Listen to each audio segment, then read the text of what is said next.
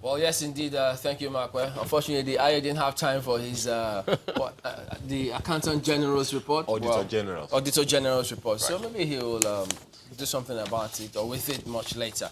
But now we turn our attention to this matter that was all over the place at the time. Remember the Wadume case? Well, yes, the Board of Inquiry to investigate the circumstances surrounding the killing of 3 Nigerian police officers and 2 civilians in Taraba State is already out. So we'll come to that in just a moment. But let me introduce our guest this morning. Well, now we do have Colonel Yomi Dare, who is a former Director, Army Legal Services. He's right here in our studios. Thank you for coming on this morning. Thank you very much, gentlemen. Well, we do have Mr. Dennis Amakre, who is a former Deputy Director with the SSS. He joins us via Skype from Chicago. Good morning, Mr. Amakre. Thank you for joining us today as well. So, but we will have one more person in a moment. But let me start with here in the studios, Colonel Dare. This report has been out, and there are recommendations about this report. What did you make of that? Well, let's go through one of those recommendations as we saw on the screen earlier, so you could just speak to it as well. So guys, let's take a look at that, because yes, they did come up with that report and that finding, and here's what he said. Let's read through it, or at least so that he can equally see that.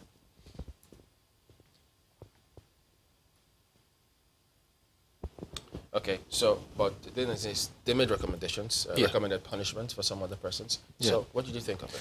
Well, thank you very much for having me on board. I recall when this incident happened that we had a conversation then. And then I'm very happy that this report is out and it's been made public. For me, this report is just stating the obvious. It's stating the obvious in the sense that, I mean, in view of all the analyses, the facts, and comments that came to play, you discover that both the military, the police, are involved.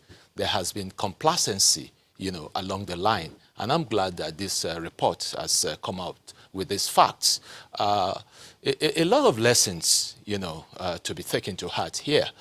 Because this is something that is avoidable because of obvious synergy between agencies, security agencies. Okay, now that you bring up synergy, one of the issues that this Board of Inquiry raised is the fact that they observed that there was non-adherence to standard operating procedure by both agencies. Now, that's one thing that stuck out for me. So what was meant to be the standard operating procedure? Because we hear something from the police, another from the the army, and it appears as though each of the agencies are saying, I mean, we did what we thought was right. Again, I mean, the police, or rather security agencies, when incidents occur, they must be circumspect, in just rushing to the press, okay? Standard procedure requires that if an operation is to take place within an AOR, that is an area of responsibility, as it is today, in Taraba State, there are crises, the issue of kidnapping, armed robbery, okay, banditry, and of course, the crisis between the thief and the jukuns. Hence, the deployment of the military to help curb this situation. Okay, so they are there legitimately, all right? And of course, the police too, okay? They are both operating there. And then the IGP's special squad was detailed to go and carry out an operation. So the standard procedure would have been for whosoever is leading this team to meet with the senior officers on the ground, that is, of the police and of the military, to brief them. Because there's what you call need to know. But who has primary, responsibility for maintaining law and order in that area? The primary responsibility for maintaining law and order, of course, is the police. It is the police. That's their statutory responsibility. There's no denying that. But of course, you also know that the law, the Constitution allows the military to be called in to assist, okay, to assist the police. And It's a when statutory they're requirement. assisting, Yes. it is under the direction and supervision of the police. Well, when you say direction and supervision, because in an internal resurrection, crisis situation, when the police is overwhelmed, they call in the military. But so you they call cannot in to assist. You cannot to assist. That's what you said. No, no. Well, it gets to a stage that the military, the police, has to withdraw. Let me tell if you. you're coming in to assist, Yes. and the police is the one saddled with the constitutional responsibility, Yes. and the military comes in, are they supposed to come in and the police report to them? You see, you don't call it reporting to them. What do we call it? There has to be a procedure whereby they say, okay, please take charge of the situation. Who should tell who to take charge? Rightly, it should be the police to invite the military to take charge. Okay? I think that's always been the issue. That is a procedure. Okay, You know. let's bring in Mr. Macri before we go to break, guys. That is a procedure. Okay, Mr. Macri, for this particular point now, speaking about the standard procedure and who should report to who, how they should coordinate themselves if the military is supposed to also be in that operation, what should the ideal scenario be? Well, you see, this is the problem, this invitation and no invitation, because, of course, it was stated that the military will be invited if the police is overwhelmed. And but we've seen a situation where the military comes in there and, of course, try to take over. There is no synergy, there is no working together. Because, like, if you refer to the Taraba situation right now, you'll see that they were not talking to each other. The commanders of, let's say, the hierarchy in the army in Taraba State and the IG response team that came in there did not talk to each other. So they were all on their own. So it's a situation where there must be synergy. And then, of course, you have the military coming into internal security operations without any kind of role of engagement. And this has caused a lot of problems. This is not the first one, and I don't think it's going to be the last one. All right, Mr. Macri, we'll go to break. We'll come back to this and have a broader perspective in just a moment. Stay with us. Welcome back to Sunrise Today. We're keeping our focus on that Board of Inquiry investigating the, as it was popularly referred to, the Wadume case. Remember, it happened in Taraba. Well, yes, we've now been joined on the line by Mr. Fatai Owosheni, who is a former Commissioner of Police in Lagos and Benue. He joins us on the line. Good morning, and thank you for joining us today. Good morning, Chamberlain, and good morning, viewers. Well, concerning this Board of Inquiry's recommendation, which, well, yes, you would have seen it. We've had two gentlemen. They weighed in on this, Colonel Dare and Mr. Macri of the Army and the SSS, giving their perspectives. What is yours regarding when that recommendation was referring in terms of how, whose responsibility, who should have followed what directive? What did you make of those recommendations? I must tell you that I actually just read what the newspaper wrote about that report, but I followed your discussion with regards to handing over operation where military should assist. The point is that almost everything that we do now, we don't follow extant rules and regulations. I listened to what the two gentlemen said. There is a clear instruction, guidelines with the Shango. That is the guidelines, the extant rules on internal security operations, that when situation occurred and the military had to be called in, there are procedures that must be followed, which we don't follow again, which the security agencies don't follow again. The police, we actually report that, this situation has gotten to this stage, and is the governor of that state, after the commissioner of police or whoever that is on ground must have reported, is the governor that we get the presidential approval to say that, okay, military should go. And as of that, even if they've gone in, the police will be able to tell them, oh, this is the situation on ground, this is why we're overwhelmed, so that the military that will get involved, we know what they are going to face. That book, that Shango book, prior to this time, they always review it every year, and the police used to be in custody. They will share it with the military. That is why we also used to have a joint operation room. But nowadays, things have gone haywire. The panel had made recommendations. Let us see how they go about it. But the truth is that we must call a spade a spade. Crime has been committed. Murder has been committed. If the military guys that are involved with the commercial and hand over to the police that should do criminal investigation, I think they should hasten and do that. The policemen that are involved, one way or the other, I won't know the level of their complicity. The crime officer that they said probably didn't say anything. Is it that the policemen that went there did not book their arrival, or he has hidden one information or the other? Yeah. But the crime has been committed, and that is murder. It's a serious crime. Okay. And they should face it as a criminal case. Well, we'll come to that soon and expatiate a little bit more. But in terms of that coordination, we were just talking about that point before we went to break. When the military is invited into a situation and the police is also there as well, how is that coordination supposed to play out? Who coordinates when that scenario plays out? For the time military takes over, a military commander will be there, because the graduation of forces is conventional policemen go there first, then mobile policemen are deployed. As from the time mobile policemen is overwhelmed, the governor of the state, the commissioner of the place, is already preparing a paper of handing over.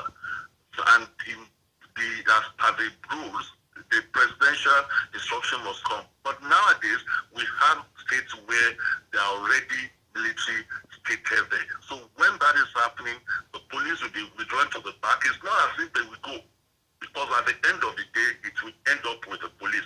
The military will only go in there and do what they need to do. And as of that time, the senior military person is taking control. But the police will be at the back, so that if arrests are made, they will hand over to them. It is a standard rule.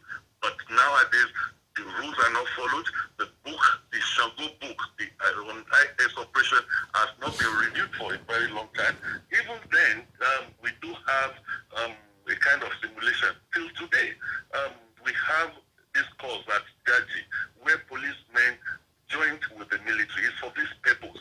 Yeah, but could you tell us then, when they say in this particular case that standard operation procedure was not adhered to, do you agree with that? I agreed with that, but at the same time, the standard operation procedure has been neglected for a very long time. There's this issue of mistrust. There's this issue of one institution thinking their superior to the other, and that is why in most cases, the military don't wait in some of these cases. They just come in. Nobody want to take a brief as to what has happened before, so that they will know how they will synergize and coordinate their activities. The other institution is coming as, oh, I'm a superior body, and they don't take instruction from anybody. Even when arrest is made, they know that, okay, this is the channel to take the arrest. So they don't do that. It's just all acts of bravado. Is because we have neglected extant rules and regulations in this country, especially when it comes to things like this. You know, another thing that the BOI, the Board of Inquiry, this time around recommended is that, you know, security agencies should have this sort of interagency liaison desk, especially to handle misdemeanors such as this. Now, I know there's an issue with communication, which I was hoping, you know, there will be recommendations for, and I believe that there were recommendations made. But then they're saying that this will be made up of senior officers to handle future misdemeanors. And we know that there were a lot of issues with the composition of this Board of Inquiry. Some people saying it should have been done by an independent, you know, board. Some saying that it shouldn't be the defense. So how do you respond to this recommendation? Look, we are scratching the surface. The issue of having a coordination desk, it is not a new thing. There is what is called a joint operation room. I was in Muluni 4Z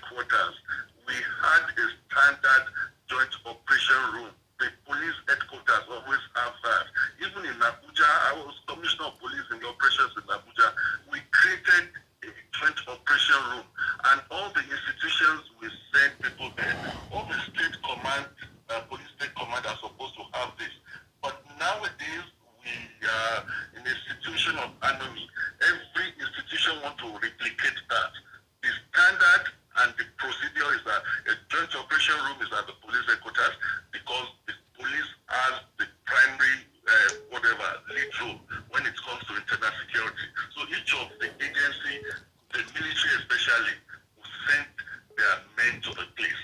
And where the things start deteriorating is that when you ask for a certain rank, people, the other institution will say, our rank is not equivalent to this, we are superior or whatever. And in the process, coordinate with the institutions, lost coordination, and they don't make it meaningful again. So that is what they should go back to. It's not a new thing, it is in the book. So I'm surprised they're just asking for a desk or something like that. Okay. It's a joint operation. Okay, Mr. Wilson, just hold the line. You'll still be part of the conversation, but my colleague has a question from another. Yes, Mr. Macri, this one goes to you. You were trying to make a point the other time before we went on break about the back and forth between the police and the military, especially when it comes to internal security. Now, of course, you have also heard both sides talking about the role of the military and the role of the police in internal security. You were trying to make a point the other time about the need for interagency conversation. Now, the major challenge that we have seen so far is that of who should take the lead at any point, especially when it involves both agencies. What's your point on that matter? It is not a hard and fast rule whereby if there is a joint operation, who is going to lead? It is very clear. If there is, let's say, a major who was sent to lead a set of soldiers to meet some policemen, the most senior person, if the person in charge of the police was an assistant superintendent, usually I think the most senior person will take over. And then, of course, they work in synergy. You know, the problem we have basically is because of this competition, whereby they feel that, and I'm sorry to say, but there is this arrogance about the military, feeling that they are more superior to any other security forces. And then, of course, they want to take charge, whether they are of a lesser rank or not. So this is the thing that we have to address. I'm happy that the BOI had even mentioned it, that there should be better synergy between the agencies that are working there. We've suggested a fusion center nationwide, which is going to, you know, have all these security agencies in one place, and they can monitor operations that are going on, and then, of course, follow the normal rules of engagement. But when you have soldiers and policemen mixing together, and then, of course, soldiers are not actually trained in internal security operations because they are there to shoot at sight, and then, of course, police will shoot to maim so that they can get more information from the person. So these are things that don't gel together, and if they will have to continue these internal security operations, I think there should be a new reorientation with the soldiers. Otherwise, I feel they should not be involved again and let us strengthen the police to do what they are supposed to do. All right. You disagree with that, you said? Yeah, with all due respect, I beg to disagree with Mr. Macri's point that the military are not trained in internal security. You recall that even during the telephone conversation with Commissioner Owosheni, you know, he did allude to the fact that in Jaji, that there's a joint training, you know, in internal security, you know, between the police and the military. Okay, so this has always been. Okay? No, but the constitutional provision of the military, yes, is to protect the territorial integrity of the country. And also aid in internal security when they are called upon to do so. That's the provision. Absolutely. You know, so... But the primary training. Yeah, the primary... Maybe that's what he's referring to. Well, he didn't say primary training, you know. But then the military is also trained in internal security because it's, I mean, it's part of its, scope of operation too, okay? Okay? But the point here is who takes charge?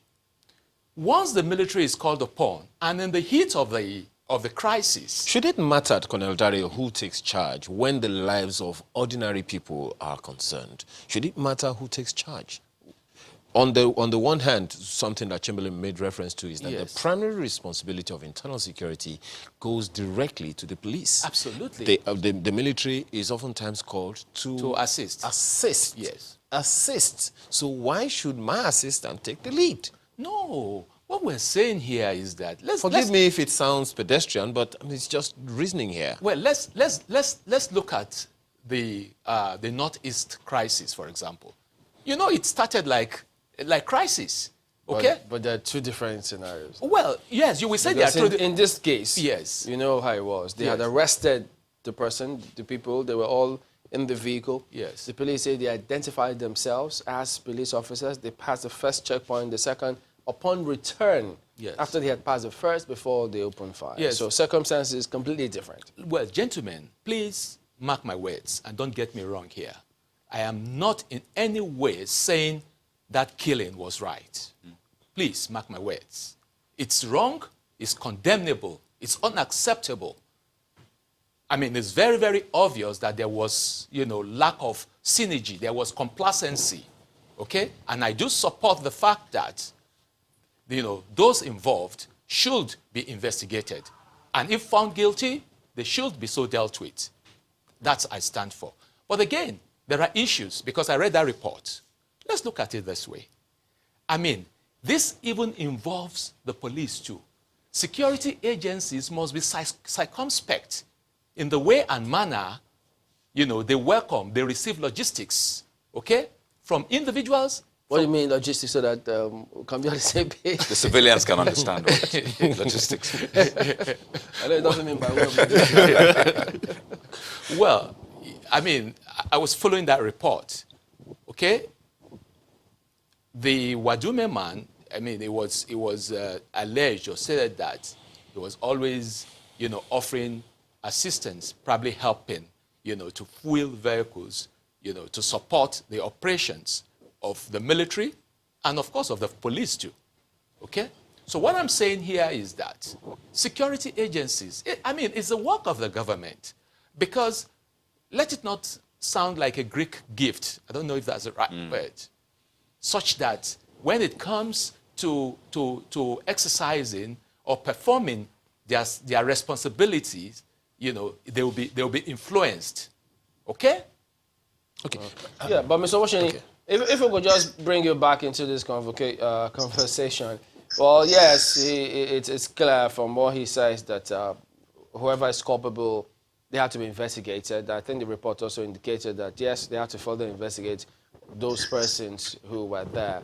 And but, moving forward and giving some of those recommendations, establishing certain desks to see how some of these things will work. For instance, we know some part of the police, they've got this public relations desk. The army themselves, they like to work on army civil relations. But in spite of all of those, I'm not sure about the DSS, but in spite of all of this, you have this skirmish between civilians and security agencies. It always appears as though it's us and them.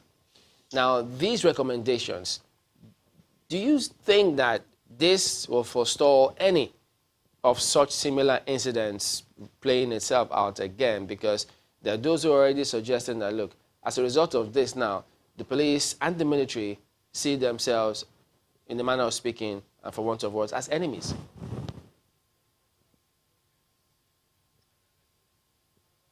Can you hear me? Moving forward, Chamberlain, Yeah. no semantics, nothing. I've always repeated whenever people call me, institutional memory. It is essential.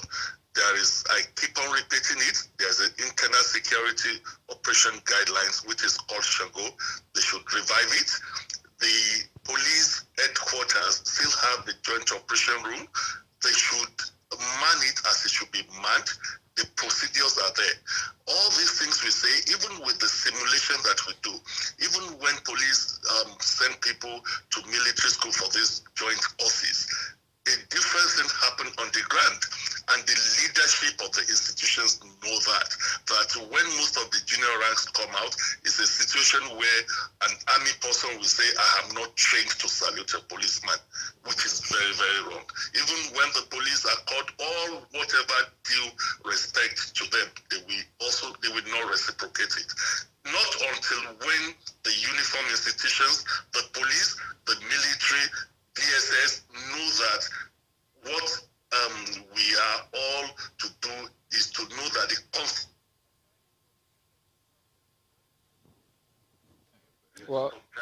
behave to civilians are loyalties to the Constitution of this country, not to any individual.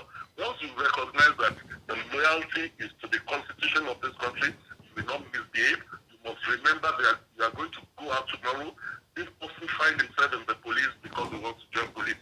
This other person finds himself in the army because he wants to join army. There is no superiority at all. It is complementary, and that is the global recognition. Within the United Nations, it is recognized like that. You have the police unit, you have the military unit. In fact, at the United Nations, the procedure has been drawn on it. But when we come back home, Okay. it's a different thing. All right. Everybody, especially the military, thinks they are superior to the other. All right. And the leadership should address that. Thank you very much indeed for your point, Mr. Fatai Owoshini, former Commissioner of Police in Lagos and Benue. Well, back in a moment. Don't go away. Welcome back. Well, yes, indeed. You heard Mr. Owoshini there speaking about Shongo. He thinks that, look, perhaps the police, the army, that mindset, yes, the training notwithstanding, but it does send the wrong signal if they say, well, I'm not trained to salute a policeman. They think that, look, those are some of the teething problems that need to address, committee or no committee. How do we deal with that? Well, I know Mr. Owoshini, I mean, a gentleman, well, trained. I mean, I know he has had exposure to United Nations, just like some of us have had this exposure. But you see, it's a different ball game here. I mean, our system, this is a developing country. Our system is still a work in progress, okay? And then we hope that someday, somehow, we will be able to at least attain some of these standards. It's and ironic. again, sorry, Ayo, before you come in here. You see, there is a difference between theory and practice, or theory and something that is practical. Okay? Yes, standard operational procedure. There are the guidelines and all these things, and that you even need to sign. Okay, you need to sign. But is it feasible in the heat of That's why I said it is ironic, because on the one hand we borrowed these ideologies from other clients, from the West, and here now we're finding it difficult to simulate the entire thing. Well, that's on the one hand. But let me take you back to Mr. Makri. What do you make of the comments that you have heard so far from the two gentlemen? But more importantly, how do we cement the relationship among all the agencies involved in internal security in our nation, so the people can feel safer? Okay, I think there is need for this fusion center where all the agencies are represented, like one center, and then they do joint operations. Because when you have everybody operating in silos, and nobody is listening to the other person, it becomes a problem. And then, of course, we have to also, let's go back to the root causes. The whole idea of military, of course, my friend Daria said that, he doesn't agree with me, but that's fine.